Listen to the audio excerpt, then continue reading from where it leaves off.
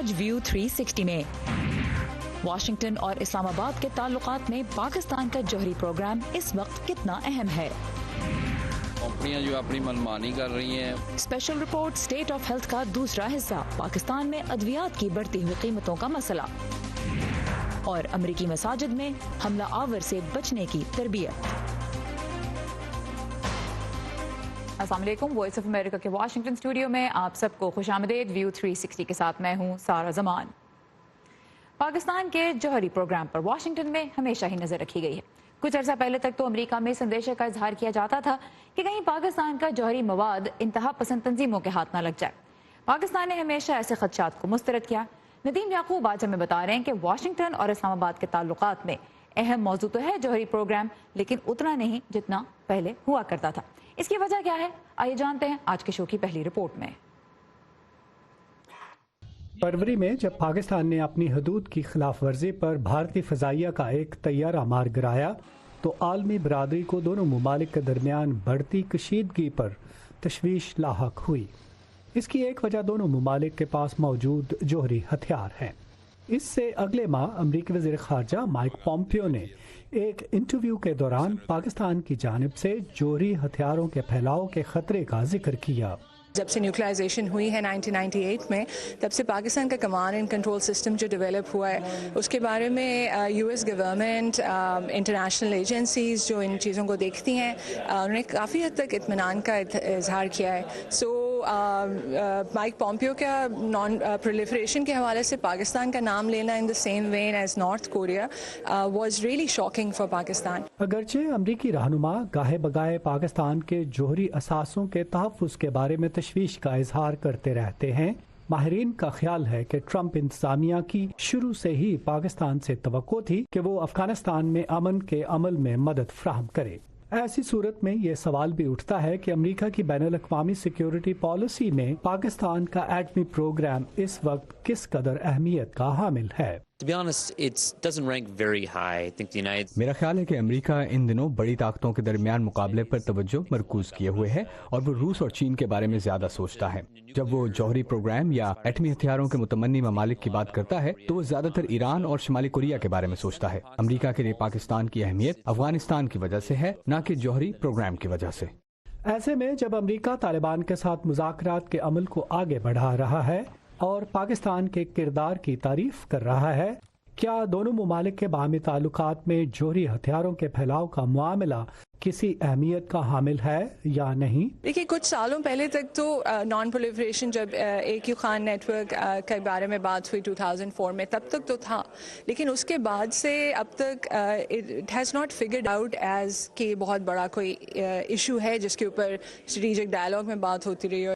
تاہم چند برس پہلے تک پاکستان اور امریکہ کے درمیان اسٹریٹجک ڈائلاگ کے لیے جو 6 ورکنگ گروپس بنے تھے، ان میں جوہری ہتھیاروں کے عدم پھیلاؤ کا موضوع بھی شامل تھا۔ Nadeem Yaqoob, Urdu VOA، Washington. Human rights commission of Pakistan نے ملک میں انسانی حقوق کی صورتحال پر تشویش کا اظہار کیا ہے۔ ادارے نے 2018 سے متعلق اپنی رپورٹ میں پاکستان کے جمہوری نظام کی شفافیت، لا اینڈ آرڈر اور اظہار کی آزادی کی صورتحال پہ سوال اٹھائے ہیں۔ تفصیلات ہم جانیں گے نخبت ملک سے، جو اس وقت اسٹوڈیو میں ہمارے ساتھ ہیں۔ نخبت، کیا وہ اہم نکات ہیں اور کس قسم کی تصویر ابھرتی ہے پاکستان میں کچھ اہم موضوعات جو انسانی حقوق کے ہیں ان کے حوالے سے؟ جی سارا، پوری تصویر منفی تو نہیں ہے، کچھ مثبت پہلو بھی ہیں اور اسی سے میں شروع کروں گی۔ HRCP نے پاکستان میں گزشتہ سال قانون سازی میں ہونے والی پیش رفت کو سراہا ہے۔ ادارے کے مطابق پاکستان کی پارلیمان نے 2018 میں 39 قوانین پاس کیے جو 2017 کے مقابلے میں زیادہ تھے، تب 34 قوانین منظور ہوئے تھے۔ اس رپورٹ میں 31 مئی 2018 کو ہونے والے اہم حکومتی اقدام کو سراہا گیا ہے، جس کے تحت ملک کے قبائلی علاقوں کو صوبہ خیبر پختونخوا میں ضم کیا گیا۔ ملک میں بسنے والے ٹرانسجینڈر یا خواجہ سراؤں کے لیے منظور ہونے والے ایک اہم قانون کو بھی ادارے نے سراہا ہے، جس کے تحت خواجہ سراؤں کو ان کی مرضی کے مطابق شناخت دی جائے گی۔ اس کے ساتھ ساتھ عدلیہ کی کارکردگی پر نظر ڈالتے ہوئے ایک طرف تو HRCP نے توہین مذہب کے الزام میں سزائے موت کی منتظر آسیہ بی بی کی رہائی کے فیصلے کی تعریف کی ہے اور کہا ہے کہ فیصلے میں پیش کیے گئے نکات بہت معلوماتی اور اہم تھے، لیکن اب بھی عدالتوں میں تقریباً 19 لاکھ کیسز زیر التوا ہے۔ لوگ انصاف کے منتظر ہیں اور ملک کی جیلوں میں गुंजाइश से तकरीबन 57% ज़्यादा कैदी मौजूद है, जो अपने आप में एक बड़ा मसला है। इसके साथ साथ एक बड़ा मसला जिसकी तरफ रिपोर्ट में तवज्जो दिलाई गई है, जो एक जमहूरी मुल्क के लिए खुशाइंद नहीं है, वो है आज़ादी इजहार राय में कमी और सियासी निज़ाम में अदम शफाफियत। HRCP कहता है कि मुल्क में गुज़श्ता साल होने वाले इंतखाबात की शफाफियत पर इसलिए शक किया जा सकता है क्योंकि इदारे के मुताबिक इलेक्शन से पहले ऐसे हालात पैदा कर दिए गए कि कुछ जमातें इंतखाबी अमल में भरपूर तौर पर हिस्सा नहीं ले सकी, जलसे नहीं कर सकी। इसे प्री पोल रिगिंग कहा है HRCP ने। इदारे ने मीडिया की आज़ादी पर भी तहफ़्फ़ुज़ात का इजहार किया है और कहा है कि मीडिया हाउसेज और प्रेस पर जो पाबंदियाँ गुज़श्ता एक साल में आयद की गई हैं, उनकी मिसाल नहीं मिलती। पाकिस्तान में उठने वाली नई सियासी तहरीकों, खुसूसन पश्तून तहफ़्फ़ुज़ मूवमेंट की जानिब हुकूमत के रवैये पर भी तनकीद की गई है। जी सारा, मतलब कुछ बड़े बड़े मसाइल जिनकी निशानदेही की HRCP ने, वो आपने हमें बताया। कुछ तजावीज़ भी क्या दी हैं HRCP ने, वो भी बताइए।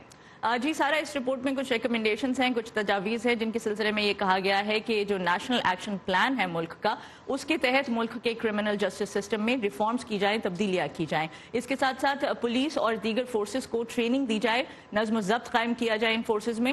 ECL को लेके बहुत अहम बात की है कि एग्जिट कंट्रोल लिस्ट के इस्तेमाल पर जो एतराज़ है, जो रिपोर्ट ने उठाया है, उसमें उसने कहा है कि इस लिस्ट को अवामी सतह पर लाया जाए, इसको पब्लिक किया जाए और बताया जाए कि लोग किन वजूहात की बिना पर इस फहरिस्त में शामिल किए जाते हैं। जी सारा। और राइट, नुक़बत मलिक हमारे साथ थी और human rights commission of Pakistan ने 2018 से मुतालिक जो रिपोर्ट जारी की है, उसे कुछ अहम नुकात खासतौर पर जमहूरी अमल के हवाले से नुक़बत ने हमें बताया। Thank you very much नुक़बत। और इसी मामले पे हम कुछ और बात करेंगे और उसके लिए हमारे साथ इस वक्त इस्लामाबाद से मौजूद हैं human rights commission of Pakistan के जनरल सेक्रेटरी हारिस खलीक।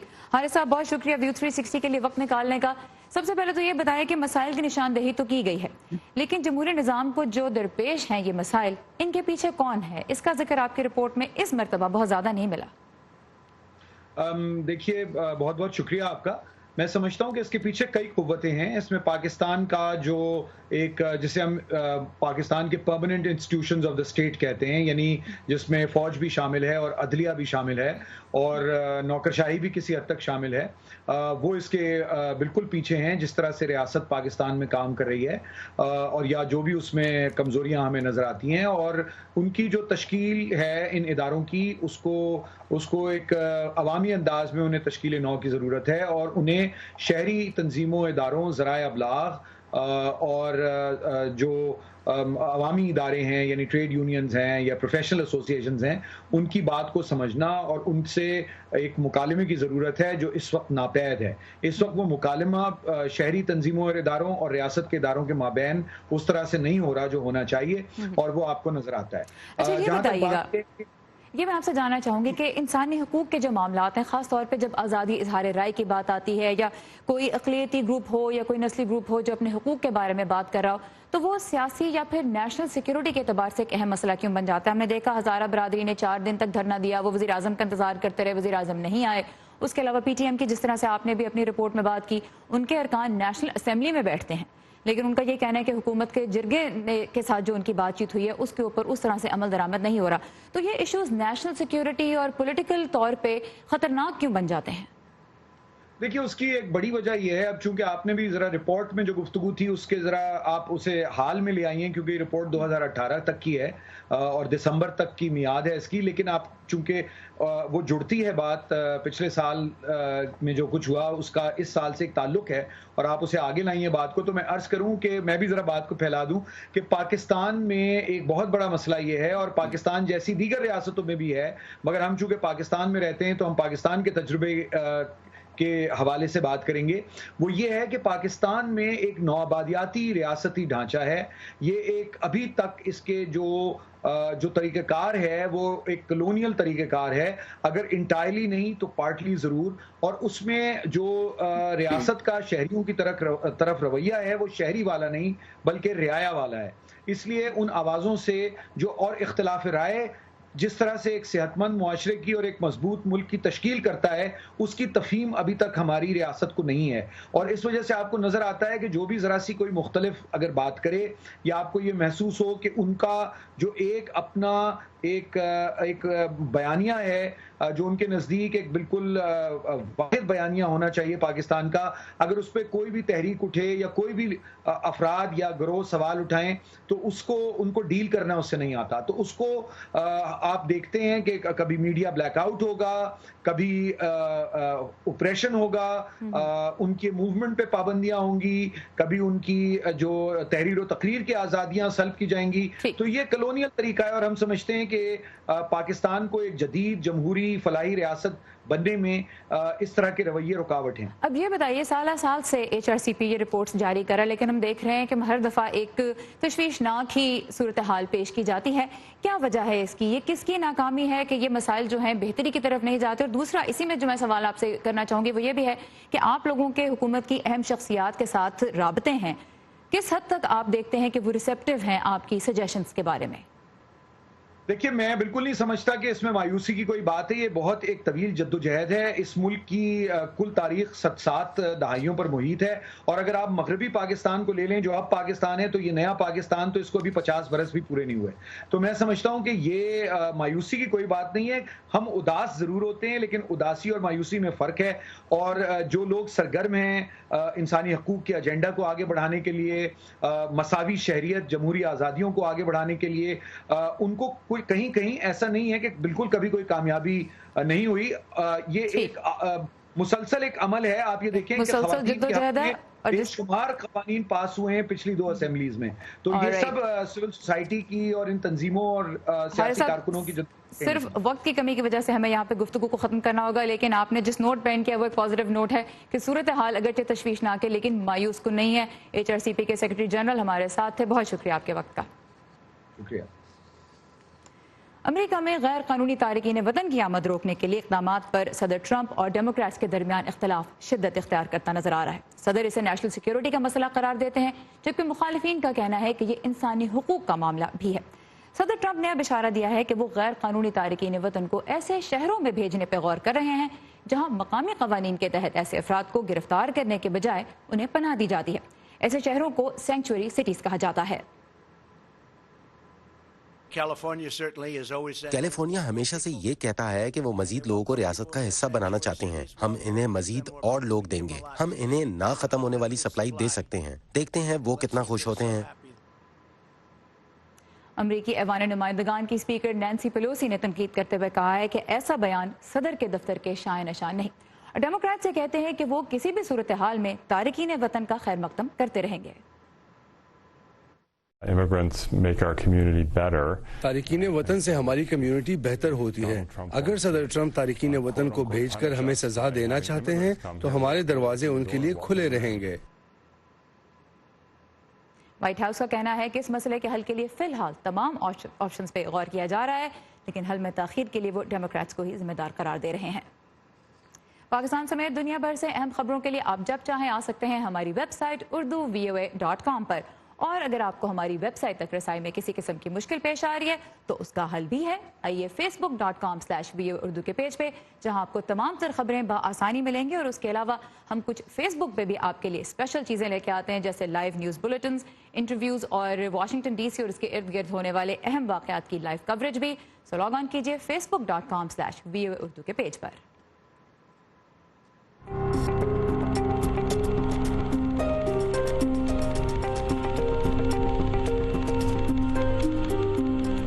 پاکستان کے نظام صحت پر ہماری خصوصی رپورٹ اسٹیٹ آف ہیلتھ میں آج ہم بات کریں گے ادویات کی قیمتوں کی.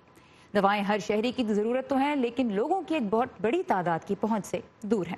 حکومت پاکستان اور ادویات بنانے والی کمپنیوں کے درمیان اس وقت ایک طرح کی رسہ کشی جاری ہے. ہم یہ دیکھ رہے ہیں کہ drug regulatory authority of Pakistan نے اس سال جنوری اور پھر اپریل میں ادویات کی قیمتوں میں 9 سے 15% اضافے کی منظوری دی. اپریل میں ہونے والے اضافے کو لاہور ہائی کورٹ میں چیلنج کا سامنا ہے, جبکہ حکومت نے ضرورت سے زیادہ مہنگی ادویات بیچنے والی کمپنیوں کے خلاف کریک ڈاؤن بھی شروع کر رکھا ہے. دوا ساز کمپنیوں کی تنظیم پاکستان فارماسیوٹیکل مینوفیکچررز ایسوسی ایشن کا کہنا ہے کہ کمپنیاں تو ادویات کی قیمتوں میں 40% تک اضافے کا مطالبہ کر رہی ہیں. آئیے دیکھتے ہیں اسی معاملے پہ لاہور سے سمن خان کی رپورٹ. ادویات بنیادی ضروریات زندگی میں شامل ہیں، لیکن ان کا حصول پاکستان کی آبادی کے بیشتر حصے کے لیے مشکل ہوتا جا رہا ہے۔ سال 2019 کے پہلے ماہ ہی drug regulatory authority of Pakistan نے ادویات کی قیمت میں 9 سے 15% اضافہ کر دیا۔ جیسے رات کو اٹھتے صبح پتہ نہیں یہاں رات کو انقلاب آیا تھا، پتہ لگتا وہ 30-40 روپے بڑھ چکی ہے۔ اب ایک آدمی ایک مقاؤ رقم جیب میں رکھ کے لے کے جائے گا لینے کے لیے، پتہ لگے گا میڈیسن نہیں آ رہی۔ پاکستان دنیا کے ان 35 ملکوں میں سے ایک ہے جو اپنی 90% ادویات خود بناتے ہیں۔ فارماسیوٹیکل انڈسٹری 645 رجسٹرڈ کمپنیز کے ساتھ ملک کی 5 ابھرتی صنعتوں میں سے ایک ہے۔ اس صنعت سے تعلق رکھنے والوں کا کہنا ہے کہ ادویات کی فروخت میں فارماسیوٹیکل کمپنی کے منافع کی شرح 15% سے زیادہ نہیں، اور انڈسٹری کے اصول کے مطابق کسی بھی دوا کی قیمت ہمسایہ ممالک سے زیادہ نہیں ہو سکتی۔ پاکستان فارماسیوٹیکلز مینوفیکچررز ایسوسی ایشن ادویات کی قیمتیں بڑھانا اپنا حق قرار دیتی ہے۔ 99% جو پرکیورمنٹ ہے دوائی بنانے کی وہ ہم امپورٹ کرتے ہیں، لوکل تو ہے نہیں ہے، اور امپورٹ یقیناً ڈالرز میں کرتے ہیں۔ تو جب ڈالر بڑھتا ہے تو اس میں الٹیمیٹلی ہمارے اوپر کاسٹ فیکٹر آتا ہے۔ ہمارے بجلی کے بل دیکھیں to maintain the temperature and humidity and ایوری تھنگ، تو اس کو پورا کرنے کے لیے اگر اس طرح کاسٹ، یہ صرف ایک کاسٹ ہے، ہر سال امپلائیز کی ریز لگتی ہے، price of gas goes up, electricity goes up. دواساز صنعت کاروں کے مطابق پاکستان کی زیادہ فارماسیوٹیکل درآمدات چین اور بھارت سے ہوتی ہیں۔ بھارت کے ساتھ کشیدہ معاملات بھی اس صنعت پر بوجھ ڈال رہے ہیں۔ دنیا کا سپلائر انڈیا بن چکا ہے تو وہاں سے ہمارے ہاں بھی آتا ہے، اور اس وقت وہ سارا کا سارا ایک پیرل میں آ گیا ہے، ایک ڈیفیکلٹی میں آ گیا ہے کہ ہم کہاں جائیں گے۔ ادویات کی ہول سیل اور ریٹیل مارکیٹ سے منسلک افراد کہتے ہیں کہ کسی بھی دوا کی قیمت میں اضافہ کسی خاص تناسب سے نہیں ہوتا۔ کمپنیاں جو اپنی منمانی کر رہی ہیں، وہ ریٹ جو ہے 9-15% کی بجائے 53%، 70%، 45%، 33% مختلف ہے۔ پچھلے 2 سال سے تو میرا خیال ہے ہر مہینے ہی ریٹ بڑھتے رہتے ہیں، کہیں بات رک ہی نہیں رہی۔ دوا سازی کے لیے درکار خام مال اگر پاکستان میں بنانے کے لیے پالیسی سازی کی جائے تو نہ صرف انڈسٹری بلکہ عام شہریوں کو بھی اضافی بوجھ سے نکالا جا سکتا ہے، لیکن ماہرین کے مطابق پاکستان کو اس خاص مقام تک پہنچنے کے لیے خاصا وقت درکار ہے۔ Saman Khan, Voice of America, Lahore. ابھی آپ کو بتاتے چلیں کہ پاکستان فارماسیوٹیکل اینڈ مینوفیکچررز ایسوسی ایشن جو ہے وہ مشترکہ طور پہ یا پھر کوئی بھی دوا ساز کمپنی اگر انفرادی طور پہ یہ دیکھے کہ ان کی تیار کردہ کسی دوا پہ لاگت زیادہ آنے لگی ہے جبکہ اس کی مارکیٹ ریٹیل پرائس کم ہے، تو پھر وہ اپنا کیس ڈرگ ریگولیٹری اتھارٹی کے پاس لے کے جاتے ہیں، جس کے بعد اتھارٹی قیمت میں اضافے کا فیصلہ کرتی ہے۔ لیکن یہاں پہ یہ یاد رکھنا ضروری ہے کہ یہ ضروری نہیں کہ جتنے فیصلے کا مطالبہ کیا جا رہا ہے، جتنے اضافے کا مطالبہ کیا جا رہا ہے، فیصلہ اسی کے مطابق کیا جائے، یا فارماسیوٹیکل بنانے والی جو کمپنیز ہیں ان کے حق میں ہی ڈرگ ریگولیٹری اتھارٹی کا فیصلہ بھی ہو۔ تو نظام صحت کے مسائل پہ پاکستان میں ہر شہری ہی ان سے متاثر بھی ہوتا ہے، اور ہماری جو اسپیشل رپورٹ ہے اس کا مقصد بھی یہی ہے کہ اس میں جو شامل موضوعات ہیں ہم ان پہ آپ کی رائے حاصل کر سکیں۔ تو اس کے لیے آپ آئیے ہمارے فیس بک پیج پہ، ایڈریس ہے facebook.com/VOA Urdu، اور کل اسٹیٹ آف ہیلتھ کی جو ہماری اگلی رپورٹ ہوگی اس میں ہم بات کریں گے پاکستان کے سرکاری ہسپتالوں کی صورتحال کی، سو دیکھنا نہ بھولیے گا۔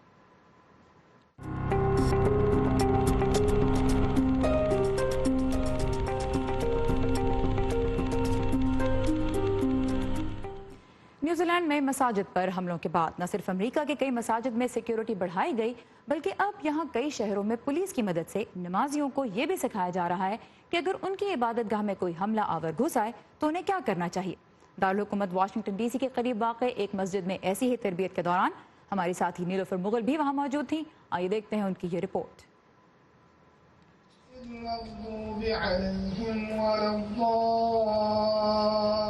یہ امریکی ریاست ورجینیا کے شہر آرلنگٹن میں قائم بیت المکرم مسجد ہے۔ مغرب کی نماز ادا ہو چکی ہے لیکن نمازی گھر جانے کی بجائے ایک خاص قسم کی ٹریننگ کے لیے یہاں رکے ہیں۔ مقامی پولیس ڈپارٹمنٹ کے اہلکار نمازیوں کو بتا رہے ہیں کہ اگر کوئی دہشت گرد حملہ ہوتا ہے تو وہ اپنی اور دوسروں کی جان کیسے بچا سکتے ہیں۔ یہ قابل تعریف ہے۔ میں نے یہاں عوامی مقامات، خاص طور پر مسجد میں کسی بھی غیر متوقع شوٹنگ کی صورتحال سے نمٹنے کے طریقے سیکھے ہیں۔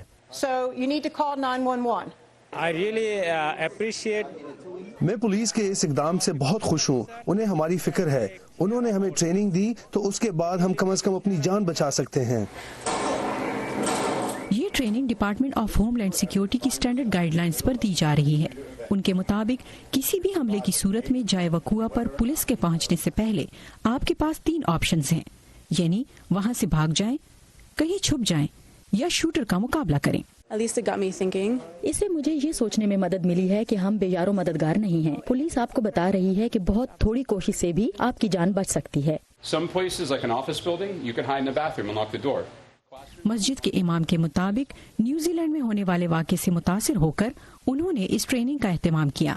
जी हमारी ये इस इलाके में इमाम्स की उलमा की मीटिंग हुई थी, तो हमने यही सोचा कि जिस तरह का इंसिडेंट न्यूजीलैंड में हुआ है इस तरह का कभी भी कहीं पे भी हो सकता है, तो हमें इसके लिए कोई आउटरीच करना चाहिए, कोई ऐसा प्रोग्राम होना चाहिए। अमेरिका में मुसलमानों की एक तंजीम Islamic circle of north America मकामी पुलिस डिपार्टमेंट के साथ मिलकर अमेरिका की कई मसाजिद में ये ट्रेनिंग करा रही है। ये ट्रेनिंग न सिर्फ अमेरिका भर की मसाजिद बल्कि गिरजा घरों, यहूदी इबादत गाहों और स्कूलों में भी कराई जा रही हैं, ताकि किसी किस्म के नाखुशगवार वाक़े से बचा जा सके। यहाँ पर आज इस ट्रेनिंग में हिस्सा लेने वालों को उम्मीद है कि इस तरह की किसी सूरत हाल की नौबत तो नहीं आएगी, लेकिन जहनी और जिस्मानी तौर पर तैयार रहने के लिए इन तमाम मालूमात का जानना ज़रूरी है। Nilofar Mughal, voice of America, Arlington, Virginia.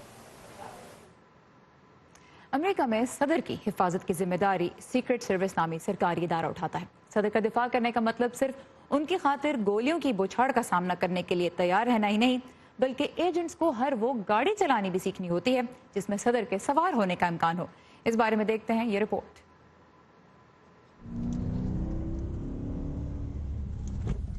अमरीकी खुफिया सर्विस के हजारों एजेंटों और अफसरों को 550 मीटर लंबे ट्रैक पर 5 दिनों पर मुहित special agent driving course pass करना होता है, लेकिन फिर भी वो सदारती लिमोजीन जिसे कैडिलैक 1 या फिर द बीस्ट के नाम से पुकारा जाता है को चलाने के लिए तैयार नहीं होते। इस 9000 किलोग्राम वजनी बख्तरबंद गाड़ी के लिए आला दर्जे की तरबियत हासिल करना होती है। एक और खुसूसी कोर्स जो शायद इस लिमोजीन को चलाने से भी ज्यादा सख्त है, वो मोटरसाइकिल चलाना सीखना है जो सदारती गाड़ी के साथ चलती हैं। ये बहुत वजनी है, समझे 400 किलोग्राम, और आप इसे 2 पहियों पर भगा रहे होते हैं और वो आपसे वो कुछ करने को कहते हैं जिसका आप तसव्वुर भी नहीं कर सकते कि ये मुमकिन हो सकेगा। ये खुफिया सर्विस के पास मौजूद वाहिद 2 पहियों की सवारी नहीं है। एजेंटों और अफसरों को तमाम कताए जमीन पर चलने वाली गाड़ियों और गोल्फ के लिए इस्तेमाल होने वाली गाड़ियां चलाने की भी खुसूसी तरबियत दी जाती है। सदारती लिमोजीन के अलावा एक बस भी है जिसे ग्राउंड फोर्स 1 कहते हैं। चूंकि दीगर मुल्कों की सड़कें मुख्तलिफ होती हैं, तो खुफिया सर्विस के ट्रेनिंग सेंटर में 2 मुख्तलिफ डिजाइन की गलियां बनाई गई हैं ताकि एजेंटों को बड़े साइज की गाड़ियां रुकावटों से गुजारने की तरबियत दे सकें। माजी में हम जो तरबियत दिया करते थे उसे थ्रेश होल्ड ब्रेकिंग कहा जाता था, यानी अगर आपकी गाड़ी में एंटी लॉक ब्रेकें नहीं हैं तो आप गाड़ी के पहियों को तकरीबन जाम कर सकते थे। अमरीकी खुफिया सर्विस सिर्फ सदर और नायब सदर की हिफाजत पर ही मामूर नहीं है, बल्कि उनके खानदान के अफराद और माजी के सुदूर और उनकी बेगमात के अलावा बैरूनी ममालिक से आए हुए लीडरान और अमरीकी सदारती इलेक्शन के नामजद बड़े उम्मीदवार भी इस लिस्ट में शामिल हैं। खुफिया सर्विस के जिन एजेंटों को गाड़ी चलाने की जिम्मेदारी सौंपी जाती है, उनकी हर वक्त कोशिश होती है कि इन बहुत अहम शख्सियात की हिफाजत की जाए। स्टीव हरमन की रिपोर्ट के साथ अमान अजहर, वॉइस ऑफ अमेरिका। इसी के साथ खत्म होता है आज का व्यू 360। आपकी फीडबैक का हमें इंतजार रहेगा। इसके लिए आइए facebook.com/VOA उर्दू के पेज पे, और ताज़ा तरीन खबरें आपको मिलेंगी हमारी वेबसाइट urduvoa.com पर। सारा ज़मान को इजाज़त दीजिए। खुदा हाफ़िज़।